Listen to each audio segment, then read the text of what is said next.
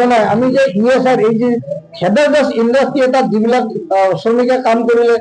বিশেষভাৱে অঘটন বেমাৰ আজাৰ বিভিন্ন ধৰণৰ ডেঞ্জাৰাছ কামখিনি আমাৰ দ্বাৰাই কৰায় হাইড্ৰকেমিকেল ইণ্ডাষ্ট্ৰী এটাত যিমান ডেঞ্জাৰাছ কাম আছে সাধাৰণতে আমাৰ শ্ৰমিকে কৰে সেই শ্ৰমিকখিনি বেমাৰ আজাৰ হ'লে মেডিকেলৰ সুবিধা একো নাই আগতে ইএসআই আছিল এতিয়া ইএসআই 21,001 টকা হ'লে ইএসআইটো নাপায় গতিকে এতিয়া দাদৰ মাহ অকণমান বাঢ়ি গৈছে যদিও বাঢ়ি গৈছে তেওঁলোকে দেখাইছে যে আপোনালোকৰ দাদৰ মাহ 21,000 টকাৰ ওপৰত হৈছে আপোনালোকে ইএসআই নাপায় কিন্তু অথচ একফালে আমাৰো শ্ৰমিক 500-400 টাকাত কাম কৰায় যদি তাতকে বেছি দৰমহা বিচাৰে তেতিয়াহ'লে কাম নিদিয়ে ভিতৰত এনেকুৱা অৱস্থা চলি আছে গতিকে এই দুৰ্নীতিৰ দুইফালে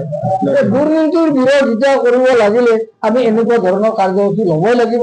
আৰু লগত আপোনালোককো লাগিব কাৰণ প্ৰচাৰ মাধ্যমেহে দেশখন সলনি কৰিব পাৰে কাৰণ মই এটা জেগাত কিবা কৈয়ে থাকিলে যদি প্ৰচাৰ নহয় তেতিয়াহ'লে একো নহয় প্ৰচাৰ মাধ্যমে দেশখন সলনি কৰিব পাৰে দেশখন ওপৰলৈ লৈ যাব লাগে কিন্তু প্ৰচাৰ মাধ্যমেৰে পিছত লগা মানুহ কিন্তু বহুত আছে প্ৰচাৰ মাধ্যমৰ দ্বাৰা ইলেকশ্যন চলিব প্ৰচাৰ মাধ্যমৰ দ্বাৰা মন্ত্ৰী এমএলএ হ'ব আৰু পাৰলে প্ৰচাৰ মাধ্যমৰে মাথাত পাৰলে হেঁচা মাৰি ধৰিব গতিকে এইবিলাক কথা আমি জানো আৰু এইবিলাক কথা ক'ব লাগিব আমি নিৰ্ভীকভাৱে কথা কোৱা মানুহ আমি কাকো কথা কোৱাত ভয় নকৰোঁ আমি কাৰো খাই যোৱা নাই আমি নিজে কৰ্ম কৰি নিজে খাইছোঁ গতিকে আমি কাকো এইবিলাক কথা কোৱাত ভয় নকৰোঁ মিডিয়াৰ কাৰণে কৈছোঁ ধন্যবাদ আপোনালোকে বেয়া নাপাব আমাক কিন্তু মিডিয়াৰ সন্মুখত মিডিয়াৰ কথা ক'ব নাপায় কিন্তু নক'লে নহয়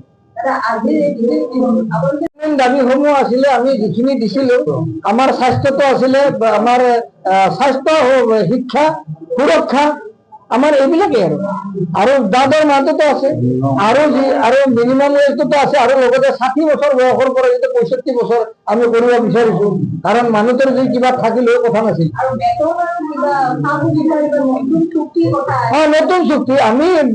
2010 এখন চুক্তি কৰিছিলো এইটো 2010 4 ডিচেম্বৰত সেইখন চুক্তি বৰ্তমান চলি আছে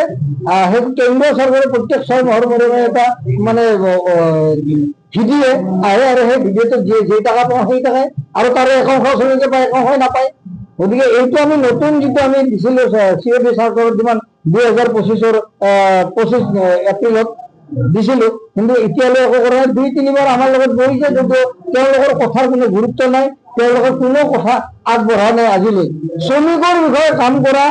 মানুহ বৰ্তমান নাই এটা ইণ্ডাষ্ট্ৰীত যিটো ঘটনা হৈ আছে যিটো মানে সন্দেহযুক্তভাৱে তেওঁলোকে কামবিলাক কৰি থাকে এই ইণ্ডাষ্ট্ৰী বেছি দিন নাথাকিব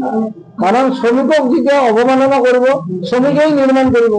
বিশ্বত শ্ৰমিকে এৰোপ্লেনৰ পৰা উৰাজাহাজৰ পৰা এই মোবাইলৰ পৰা মাইক্ৰফোনলৈ শ্ৰমিকেতো আৱিষ্কাৰ কৰিছে তেখেতসকলক মানে লুকাই কোনো কাম কৰিব নোৱাৰিব গতিকে সেইটো আমি বিচাৰো ভাল কৰক আলোচনা কৰক আপগ্ৰেড কৰক সেইবিলাকে আমি বিচাৰো আমি ইয়াত অশান্তি যুদ্ধ কৰিব অহা নাই আমি শান্তিৰে যদি দেশ এখন বচাব পাৰোঁ আমাৰো ভাল লাগে আমাৰো ঘৰ এখন আছে আমাৰো পৰিয়াল আছে এইখিনিয়ে আগন্তুক দিনলৈ আমি এই 1 তাৰিখৰ পিছত আজিতো 1 তাৰিখ হ'ল ইয়াৰ পিছত আমি অলৰেডি মেনেজমেণ্টক কৈ আছো যে যদি এই 60 বছৰৰ যিবিলাক ঊৰ্ধৰ মানুহ ঘপঘপকৈ ওলাই দিছে আপোনালোকে একো কম্পেনচেশ্যন দিয়া নাই অথচ এমআৰএল 63 লৈ কাম কৰি আছে আমি অনাগত দিনত আন্দোলন কৰিম আৰু আন্দোলন কৰি আপোনালোকৰো আমাক সহায় লাগিব আমি আপোনালোকক ইনফৰমেশ্যন দিম আপোনালোকে আমাক সহায় কৰিব লাগিব কাৰণ এটা আমাৰ এমআৰএল নুমলীগড়ত যদি হয় ইয়াতে কিয় নহয় একেই আৰু আৰু আমি লেবাৰততো একো নাই এমপ্লয় 60 বছৰ কি আছে তেওঁলোকে 60 বছৰ ৰেষ্ট ল'ব দিছে মান্থলি এটা পেঞ্চন পাব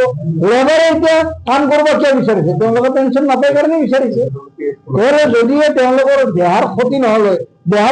ফিজিকেলি কেপাবল যেতিয়ালৈ থাকে কন্ট্ৰাকচুৱেল লেবাৰৰ কোনো লগ লিখা নাই যে 60 বছৰত ৰিটায়াৰমেণ্ট দিব লাগিব তেওঁলোকেতো আইন বিৰুদ্ধ কাম কৰিছে এতিয়া আইন বিৰুদ্ধ কামৰ আমি এগেইনষ্ট সদায় কৰিবই লাগিব ধন্যবাদ।